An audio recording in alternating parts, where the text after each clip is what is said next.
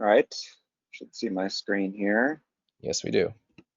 I'll wait for Howard maybe to show up to do this last one.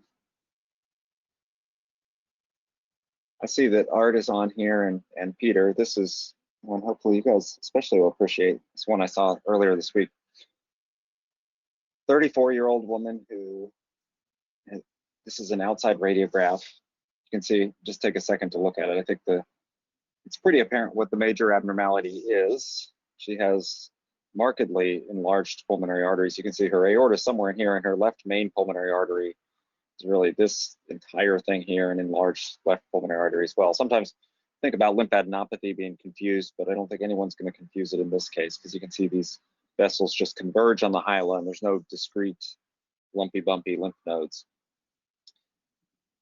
So it's interesting that she's from Mexico originally, and at birth was cyanotic, but lacked any money or resources to ever get treated for that. So as a child, she grew up and survived at the time. As you'll see, it's a pretty impressive CT, but had just chronic dyspnea and was tabbed with the diagnosis of asthma from an early age, which certainly wasn't the case. And then about 10 years ago was noted to have pulmonary hypertension when she was pregnant. And so she was transferred to us, billed as having a sinus or an ASD, a secundum ASD, and the question was, could it be fixed percutaneously? So obviously these are rather large pulmonary arteries, maybe an understatement. She does have some pulmonary artery atherosclerosis, so all this calcification. And I always was taught and believed, when you see that, that's a sign that she's had long-standing pulmonary hypertension, and you need to look for a shunt. Here we see that she does have almost a common atrium between her right and her left atrium. But the interesting finding is where her pulmonary veins drain. And you can see these are her left-sided pulmonary veins, right-sided pulmonary veins, and they do not connect with the left atrium at all. And instead they drain into the coronary sinus. And so this had been diagnosed as a secundum ASD, and I don't know how they made a diagnosis of a left SVC draining into the coronary sinus on the outside. I mean, maybe just based on the fact that she had a dilated coronary sinus. But this is I think only the second or third case I've seen in an adult of uncorrected total anomalous pulmonary venous return. And this is type 2, so it's cardiac, and the majority of these, as in this case, drain into the coronary sinus. One of the things, though, that complicates this is that around this time, this was her PE study, and she had been admitted and was found to have a non-ST elevation MI. So they did a coronary CT that I'll show you in a moment. And we've shown a few cases, but patients that have markedly enlarged pulmonary arteries are susceptible to coronary artery compression. And so they did the coronary CT, and I'll just show the systolic phase or the diastolic phase image here. And you can see, and this was confirmed at cath, that her left main coronary artery essentially buckles right at the origin. And so that was thought to be the cause, this dynamic compression leading to a troponin elevation and non-ST elevation MI. So intracardiac type 2 total anomalous pulmonary venous return. Obviously at this point, she would need to consider heart-lung transplant, and I think she's resistant if, except as a last-ditch effort. Travis, did she had any history of embolic events because of the shunt? Oh, good question. No, but you do bring up a good point. On this coronary CT, I think this is cool, and I forgot to mention this. I was looking to see if there was a timing bolus series. There wasn't, but you can see signs of Eisenmenger physiology. The contrast is being injected into the right, and you can see there's more of it ending up on the left side than there is on the right. So that's a really good question. There was no history of embolic phenomena, but she does clinically and by imaging have Eisenmenger physiology. So she does have a right to left shunt at this point. Nice. Yeah, good question. This one's rather mundane, but I think still important. It's always important to show interesting radiograph cases, especially when they lead to unnecessary patient angst and unnecessary further imaging.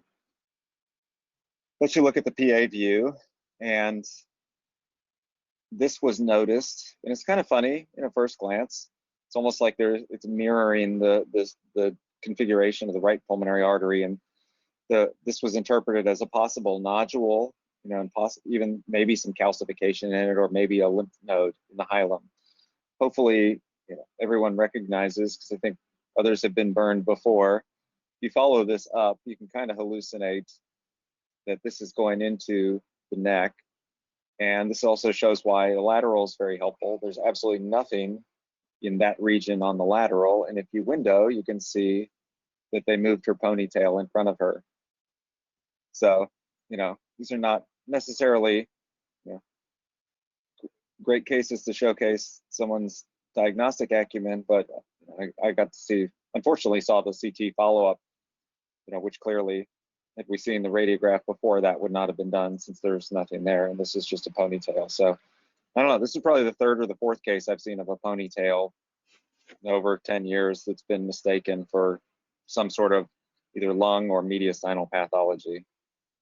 Yeah, I've seen a few too, same reason, and it's good to educate your technologists. And these are good cases to show them at an in-service why it's so important to, they think, oh, it's not a big deal because it's just hair, but right.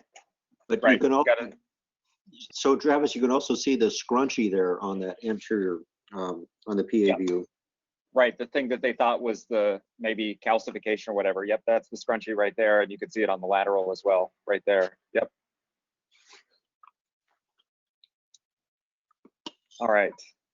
Is Howard on here yet, or I know David's on here. I don't see Howard. This is a crazy one, and this is a guy who had over 10 years ago a diagnosis of neurosarcoidosis. He was treated with immunosuppression for several years, but had been off immunosuppression for a few years, and presented back in the summer with a few months of worsening dyspnea. And you see he has just a few of these fuzzy nodules scattered. And then at the bases, maybe a little bit of septal thickening. And the nodules, I don't know if there was a known history of sarcoid at this time, some maybe infection, etc. Get a follow-up in 3 months type of thing. And then he actually was readmitted a few weeks later, and now he has worsening nodules, and certainly not something I would slam dunk as sarcoid. But you also see that he has more discrete septal thickening in the lower lobes, and on this one it's much more obvious. This was all done, again, atypical for sarcoid, maybe some edema, not too much going on. I saw him come in October. This is when I started to get very interested in this case, because you can see now the septal thickening has significantly worsened. And he's also got a lot of peribronchial cuffing. If I can get the right, you can see. These nodules, I don't know, I wasn't excited about them at all. He does have some nodes. And so the clinicians were thinking maybe this was sarcoidosis. I was going a different route though, especially with this worsening septal thickening and peribronchial cuffing. This right ventricle also, maybe a little dilated, but I looked at the history and he'd had worsening, at this point, progressive dyspnea for several months. I called up one of our pulmonary hypertension specialists and said, I'm worried that this guy might have pulmonary veno-occlusive disease. It looks like edema with a normal left heart, and he has the effusions, the septal thickening, the lymph nodes that could all go with that. At the time they did an echo in his right heart, and they actually did a right heart cath, and his right heart pressures were only mildly elevated. I think his mean systolic was, I don't know, like 30 or something. They did a VQ scan at the same time, and I think this is important because it looks like this could be chronic thromboembolic disease. You have multiple mismatched filling defects bilaterally on both the RPO, you can see, and then LPO, good views to look at, both lungs. And so there was a high suspicion that he might have pulmonary veno-occlusive disease. At the time, they were just watching him. Well, he came back 2 months later and was admitted at this point with rapidly progressing dyspnea, small effusions, still, worsening septal thickening. At this point, you can see now his right heart is dilated. Repeat right heart cath. His pulmonary artery pressures were, the mean were like over 70. And so he actually went to lung transplant about 2 weeks later. And in the meantime, the question was like, could this be sarcoid? And I didn't actually look to see if there was any association with sarcoid and pulmonary veno-occlusive disease, because I was confident all of this was PVOD. Have you guys seen any cases of sarcoid-associated PVOD? Have not. So here's the explant, and I will show you, this is, I guess, an elastic stain with the pulmonary vein. So it's outlined in the single elastic layer. So there's inflammation and occlusion of the pulmonary veins by a combination of collagen, and there were some granulomas in there as well in other ones. And so this was, I'll show you the path description, that this was granulomatous pulmonary veno-occlusive disease with several granulomas throughout the explant. The arteries were normal, and so our pathologist called it granulomatous obliteration. And so I didn't know this, that it is a rare but known association. This was the only place that there were granulomas in the lungs, nothing in the interstitium anywhere else, and there have been cases of this. So it was, so this is being chalked up to sarcoid-associated pulmonary veno-occlusive disease. And the question was, would this have been reversible? And I think the conclusion was, by the time he had pulmonary hypertension, this was all irreversible, but he hadn't been on immunosuppression in a few years.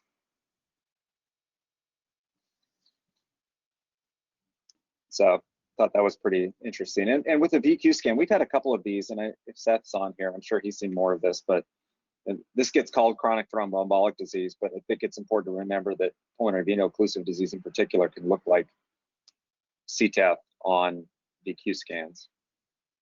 If Howard's not here, I will stop and I'll share the other case when he comes back. Okay, that's cool. Do you think so? I mean, I guess this makes a good argument that for these pulmonary hypertension patients, a CT angio and VQ scan, you really kind of need them both, because I've seen cases of CTEPH where the CT is sort of underwhelming. I mean, you clearly see pulmonary hypertension and maybe it's minimal clot, but where the VQ scan is quite impressive, and some that are the other way around when you have large central clot. But any thoughts as to why you get these matched defects, or these unmatched defects with the PVOD? I don't know if it's just heterogeneous arterial perfusion because of the downstream obstructions.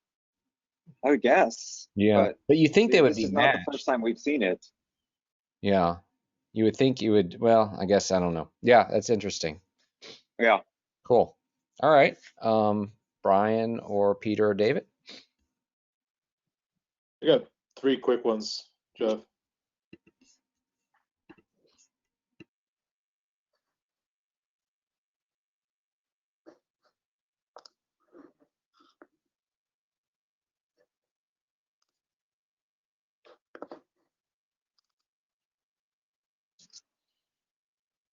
So this was just kind of an incidental finding. This is a 6-year-old patient, and he was getting worked up for mitral valve replacement. One of our surgeons does robotic replacement, so we get CTAs on everybody. So this was the finding here. So this is one of the most, probably the most impressive sinus venosus aneurysm we'd seen. And here it is on the sagittal. Peter, I don't think it's a sinus venosus aneurysm. Oh, it's a membranous. It's an aneurysm of the membranous septum. That's what's that? It's an aneurysm of the membranous septum. Right, and then that was okay. Yeah, I saw the cardiology. That's what they were calling. Yeah. So right. If you look at the valve looks fine. It's all below the valve. Okay. And how did this patient present, Peter? This was just incidentally found. So he actually is having heart failure symptoms, but that was attributed to his mitral valve regurgitation. So did they see So this?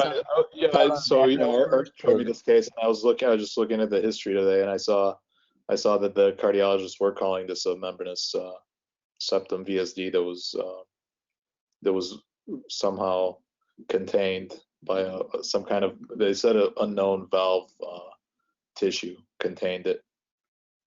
But he did have, they don't have his history as a child, but they did say that he, as a child, somebody told the patient that he had a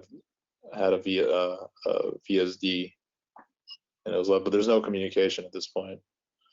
So it's not really a VSD then. What's that? Then it's not. Is it not really then a VSD if it's contained, or did it? Because I mean, it's not. It's sort of. Is it?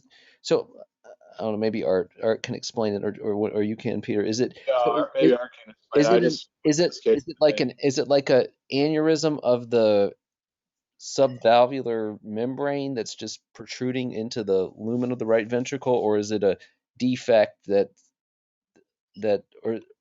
or is it a defect that somehow is scarred? I mean, you wouldn't think it would close on its. I guess they do close, but I thought those subvalvular ones typically don't. Yes, my thought that this was congenital, and it's certainly been reported that there's congenital aneurysms of the membranous septum. So that was my thought, but we don't have any real history, right? Okay. So, guys, a question here: is the aortic valve okay? Yeah, if you look at Peter, I don't know if you can do any reconstructions. You can show that the valve is perfect. Yeah, the valve looks okay. Yep. Good, thank you.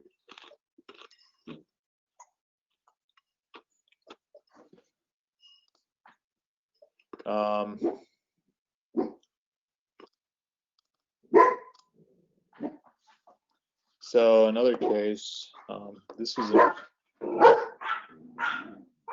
one sec.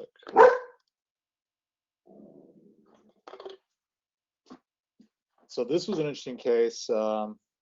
This is a patient's CT from 2004. So he's currently 38 years old. This is when he was 19 years old.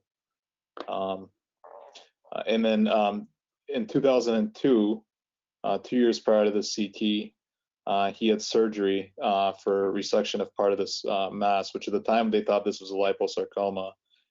He was having syncopal episodes and VTAC. So they went in and resected part of this, and they did a patch repair here of the pericardium, and so you can see this thickening here along the pericardium. So this ended up just being benign mature fat cells. And then it was completely enclosed by myocardium. So this is a cardiac lipoma. I recently looked at a few days ago. We had the MRI, and it has a cardiac MRI of this patient. It says almost no change. I mean, essentially no change for 15 years. And you can see the fatty mass there.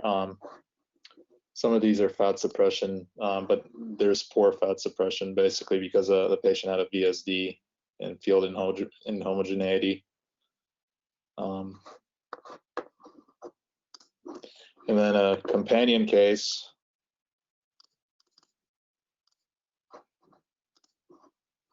This is it's kind of a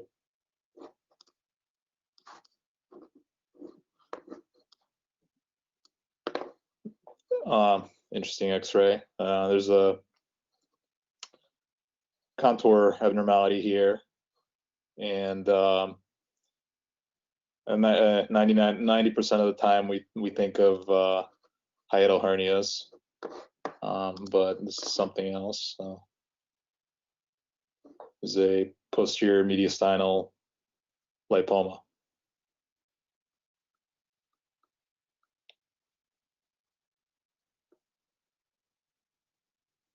which I don't see very much of.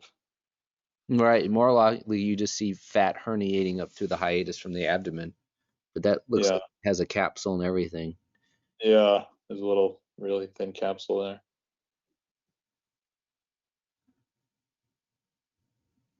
Yeah, I always teach my residents, if you don't see gas in it or you don't have enough fluid in it, you call it a hiatal hernia. That's all I have. All right, thanks. All right, David or Brian? I got one. All right.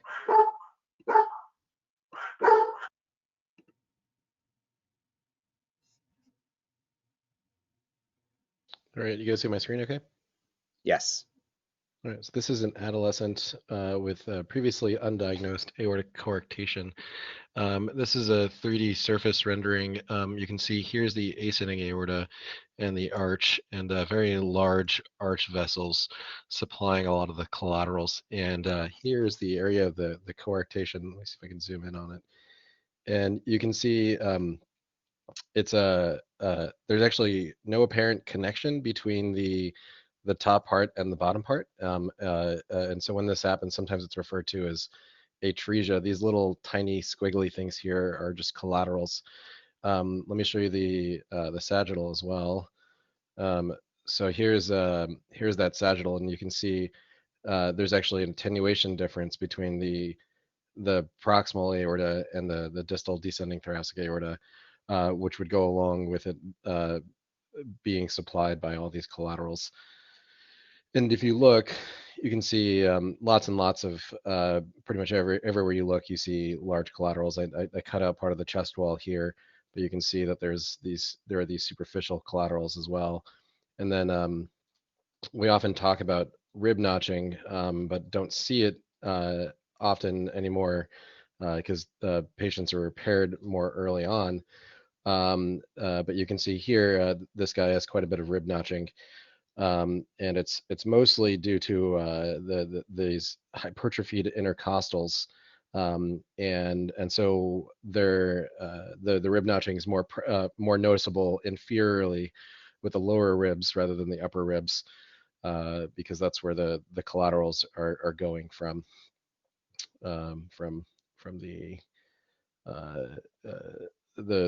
basically from the superior intercostal arteries down across that coarctation. Those are also impressive internal mammary or internal thoracic arteries anteriorly. You can sometimes see waviness behind the sternum on a lateral view of the chest when they're that big. Yeah, unfortunately, we don't have a chest radiograph yet. That's a really nice 3D you did there. Is the aortic valve normal as far as you know, or? Yes, I believe so. Yeah, let's normal there. So and that subclavian it's coming off the proximal. Notice that the aortic arch itself, proximal to the coarct, is also small, atretic. So you can actually, on lateral view of the chest, you can sometimes identify coarctation by the absence of an aortic shadow behind the trachea. So, it goes along with the sort of hypoplasia of a big section of aorta, not just the coarct itself, but often proximal to that, the aorta is kind of wimpy. And on lateral view, you don't see the typical distal aortic arch behind the trachea. This patient definitely needs a radiograph for further evaluation. Yeah. I mean, I think the screening CT is great, but on the way to getting a radiograph. So yeah. That's a really nice case. So this is considered different. I mean, because I know there's like three types of interrupted aortic arches, but this is technically not the arch. So this is, you said atresia or? Yeah, just a high-grade coarct or possibly atresia. The interventional That was going to be my cardiologist. question, because I thought I would call this an interrupted arch. Even though, technically the arch is not interrupted, but it's just distal to it. I don't, just as a severe form of a coarct. Yeah. Well, that's great. That's a cool case. Yep. Okay. There's the interventional cardiologist and I have a bet as to whether or not there's a residual lumen. He thinks that if he parks a catheter, say in the top part of the aorta here, and squirts really hard, he can find a lumen that he can then expand upon. But we'll see. I would do that in the or with the chest open. I'm happy to take part of that bet with you too. There's no lumen there. Yeah. There's Yeah, I probably think a it's going little to be fibrous completely occluded. cord that keeps it in place, and that's about it. Yeah, I think the plan is possibly hybrid or just percutaneous with gaining access from above and below, and getting ready to shoot across with a covered stent after they pop through. Okay. Well, you have to let us know. Yeah, we'll do. That's a great case. Thank you. Yep. All right. David, do you have anything this week? No, I'm sorry. That's okay. All right. Well, I will show a few. I guess we'll finish a little early today, but that is fine.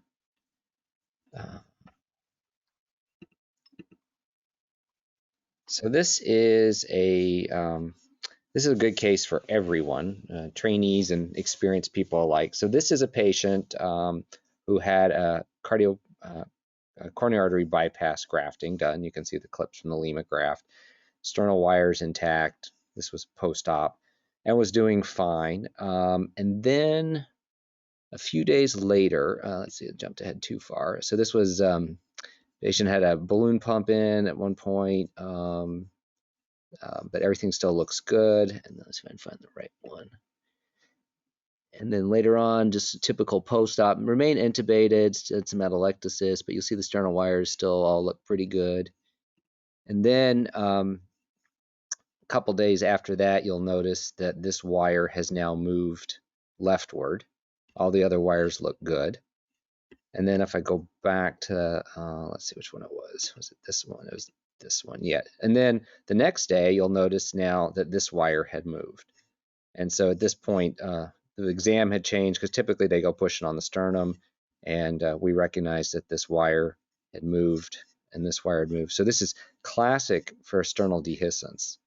And so they had to go back in and fix this. But it gets more interesting, and I got to get the right order here. Let's see. So they went in, and so this is probably the most extensive hardware. So meanwhile, the patient had not been doing well. They couldn't get her off the ventilator. There's a tracheostomy in place, but this is the new sternal hardware. So there's this manubrial Y plate here, and then these cross plates, another sternal plate.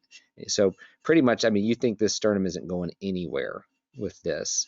And you see everything's all lined up, and this is bridging across the ribs to hold this together. It's a larger patient, so sometimes it's hard to close the chest. And we see not an insignificant number of post-op sternotomy patients. They sometimes even leave the chest open for a day or so if there's a lot of edema or there's trouble closing. But so everything looked good from a hardware standpoint at that point.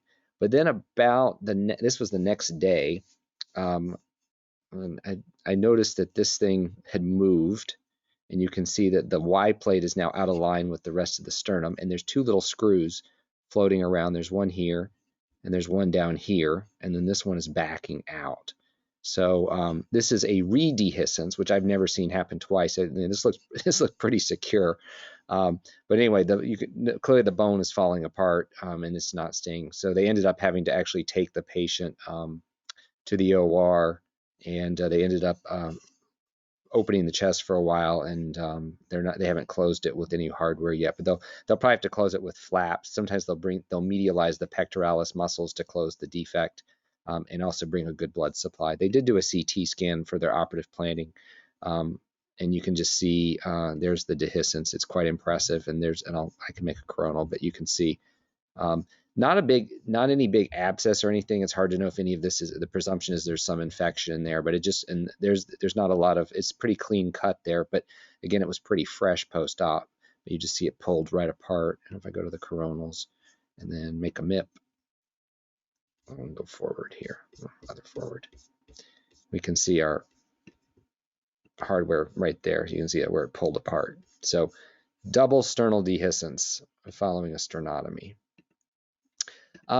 I wish I had a radiograph for this case, but I don't. But this was a young patient who was referred to us with this mediastinal mass. And you can see there's the esophageal lumen, there's the trachea, and there's a little bit of a tracheal luminal irregularity. It's very homogeneous. And in a young patient, if I see something pretty homogeneous in the mediastinum, I typically think of lymphoma, but this is a weird place for lymphoma, and it's a little bit lower attenuation than usual. So not a great thing. It's too homogeneous to be ectopic thyroid. It may be something associated with the esophagus. It's pretty close to it. And a duplication cyst that had gotten infected. It's not really intramural, so not a leiomyoma. So the interventional pulmonologist actually was able to biopsy this through the trachea, and you can see there's that little endobronchial component, endotracheal component, and it came back as a chondroid neoplasm. But they said everything was low grade and everything like that. So I was a little puzzled by it because there's no matrix in it, and most low-grade chondrosarcomas we see have some matrix in them. It's usually the more aggressive ones, but this one isn't doing anything really aggressive. It's sort of pushing everything out of the way. And then they did a MEAD to try to get a better diagnosis, and they got the similar, because it was unclear. The question was did they get some of the tracheal wall, but it looked like when they did the transbronchial biopsy, they were in the mass. So anyway, they eventually ended up resecting this thing, and I have the operative specimen here, and you can see there's the tracheal ring there, and then there's this mass here, and this was a very low grade chondrosarcoma, but got negative margins and everything like that. So there's just no matrix in it whatsoever, and these are very rare in the mediastinum. The ones we see are in the sternum and ribs and stuff, but I thought this was a cool case. I like the other one. I wish we had a radiograph because it would be a great radiograph case. You should be able to see the abnormality, but one of the rare, and presumably arising from the trachea would be my guess, but I've not seen a chondrosarc come off like that before. All right. This is, I don't know if I've even shown this case. This is an old case I found. I don't have the PA on it, but this patient, young patient, had this very abnormal, was short of breath, had these pleural effusions, and all of this soft tissue around the aorta, paraspinal soft tissues behind the heart, and kind of looks a lot like lymphoma. It's a little less attenuating than lymphomas are, but it's encasing stuff, but not really squeezing it off, and you can see vessels passing through it. Spleen wasn't big for what we see of it, but these big pleural effusions were present. And so this is actually a case of lymphangiomatosis. So these are just multiple lymphangiomas in that mediastinal area there. And they have some MR sequences, and the interesting ones are on the T2. You can see, just fix the window there, very bright T2 signal in them. There's some vessels. You see a lot of vessels passing through it in there. And then they did an MR angio, so we can see the late phase post-GAD fat sat images here, and we can see just the sort of slow enhancement of these lesion there, because early on, this is the arterial phase. You can see there's just the little vessels enhanced, so sort of a later filling. And so this is just progressive, and then just here's an axial progressive formation of these lymphangiomas, and it's sort of along the vascular malformation, but you can see how they track here into the chest wall and stuff. It can become kind of all over the place. How old was this person, Jeff? Youngish. I think. Yeah, what are your criteria for that, Jeff? Younger than me. Looking at these bones, there's some bone changes too. There's not a lot of degenerative stuff in the bones, so that 30 years yeah, old? I would figure 30s, late 20s. Okay. You can see the bones aren't normal too, so it extended into the bones. So not to be confused for lymphangiomyomatosis. This is lymphangiomatosis. So the cases I've seen have been women in their 30s. Yeah, this was a 22-year-old male. I actually had the age written in the name of the exam. Wow. Yeah. And then last case, this is crazy. This is how old was the patient? I didn't write it down. 59-year-old male who had had an upper lobectomy for an early stage lung cancer, but developed this cavity problem up here. And it was treated multiple times and ended up growing out abscessus, which is a very aggressive mycobacterial Mycobacterium. We can see it in cystic fibrosis patients, which is often a problem for them when it comes to transplant, because at least at our institution, it's considered a contraindication because you really can't eradicate M. abscessus. It's one of the rapid growers. It causes a lot of cavitary disease and really bad stuff. But this patient, you can see, had this developed a tracheopleural fistula. So not really a bronchopleural fistula, but effectively the same thing. And I don't think I've seen a big tracheal fistula. And you can imagine he's having trouble breathing because it's communicating with the chest wall, and they've brought some flaps in here to try to close this. The rest of his lungs aren't great. He's got lung colonization, of course, with the small airway nodules and crud in the airways and all of this stuff. So this is all M. abscessus that unfortunately took hold in this cavity. So it's been really challenging how you manage a space like this. But effectively they've almost made a Claggett window, except that's usually to drain the pleura outside the body. But when you have a fistula like this, it becomes problematic because then air is just, you're not going to be able to ventilate very well. So you kind of have to keep this closed. So it's requiring a lot of soft tissue flaps to try to keep this closed. But with the M. abscessus,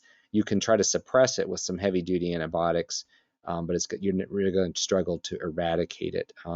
Your option is maybe a pneumonectomy, but it really doesn't solve the space problem. And with already bad lungs, it's going to be hard. Interesting, you see some really nice hyperostosis of the ribs and some hypertrophy of the extrapleural fat, which are nice signs of chronic inflammation. So tracheopleural fistula, really sort of a pleural-cutaneous with this pec flap trying to keep this space closed so this patient can ventilate. I would not be surprised if they needed to somehow bring another flap here or try to stent over. I don't know if you want to put a stent in there, but a real surgical nightmare. And I don't know. I don't have a good answer how you would manage this one. So Jeff, the communication with this through the skin to the room was caused by the organism or by surgery? I think it's a little bit of both. When they did the pec flap in there, I think because of the infection, it didn't settle in as much. Okay. You can see that there's the flap. It looks pretty good. It's not a free flap. It's a rotational flap, but this defect here just doesn't want to seal up, and it's hard because you're constantly, as you air passes into here, it's just going to keep taking the path of least resistance out. So, and then the bone, of course, isn't really, you're missing a lot of bone here too, so you lose a lot of support to the chest wall. This is a surgical nightmare, and I don't know how it clearly is going to take a lot of, that's why they use the pec flap, because it's a big muscle to try to close this. But this is one of the worst fistulas I've ever seen. So yeah. All right, and then this is interesting. So, and I'm curious what everyone thinks. So this patient has obstructive lung disease. There's the PA, and you can see the trachea looks a little bit dilated there maybe, and it's a backwards lateral, but he's hyperinflated. And on his CT scan, you can see there's mild emphysema, and the trachea is a little big, but more importantly, it has an unusual shape. It's got that Meunier-Kuhn appearance, sort of the corrugated appearance, and you can see the cartilage looks like it's been weakened a little bit, and there's some redundant tissue. He also has this bronchiectasis that's pretty central.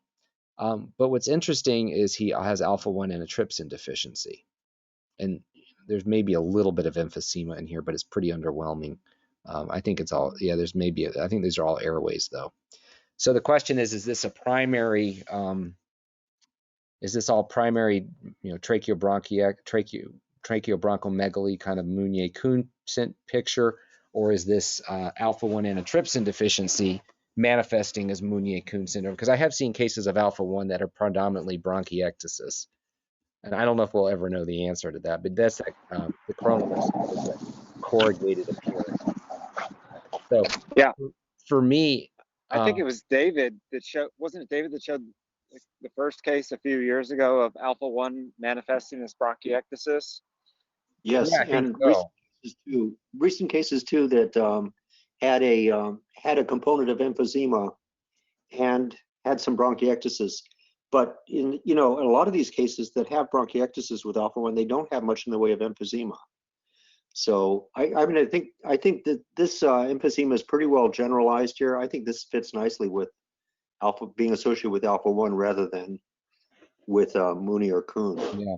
Well, I still think Amunier-Kuhn is the end product of a variety of insults and not truly its own disease, because I mean, we've seen it in people with chronic infections. I've seen it in people, who, there's reports of smooth muscle deficiencies, elastin deficiencies, weak cartilage. So I suspect the alpha-1 is the underlying problem, and you get the bronchiectasis, and this is sort of an upstream phenomenon because the trachea is not huge, but it already has that irregular appearance. And so I rely a lot more on that sort of corrugated appearance in the absolute. I mean, this is one measurement that I just did on Osiris here, and that's kind of like upper normal for a male. But you look at that, and it's not a nice round trachea. There's clearly an abnormality to it. And I think it's a very floppy, weak membrane. That's why it kind of bows out like there. So, Right. yeah. So I mean, all of these bronchial diseases, whether it's Williams Campbell or Mooney or Kuhn, the names are not very helpful, and the diagnoses are not very strict. So the terms get thrown around a lot, and it's pretty sloppy. So the only time I would actually consider that something is really Mooney or Kuhn is when it's in a very young person, not somebody old like this who's had lots of years to wear away at the tracheal wall. Mm-hmm. And it's purely the central airways dilation. So if you're talking about a 19-year-old, I think that's fine. It's good to use Mooney or Kuhn. Otherwise, I would just call it tracheobronchomegaly, and then be aware of all the things that can lead to that. As you said, it's often the end stage of lots of different things. So I think tracheobronchomegaly is a better term because it's more honest about not trying to say whether it's congenital or not. Agree. And plus, it's more understandable for people. Right. All right. Well, that is it for the week. Thank you, everybody. We'll end a little early today, and hopefully Howard will be back next week. And again, Happy New Year, and talk to you later. Thanks, everyone.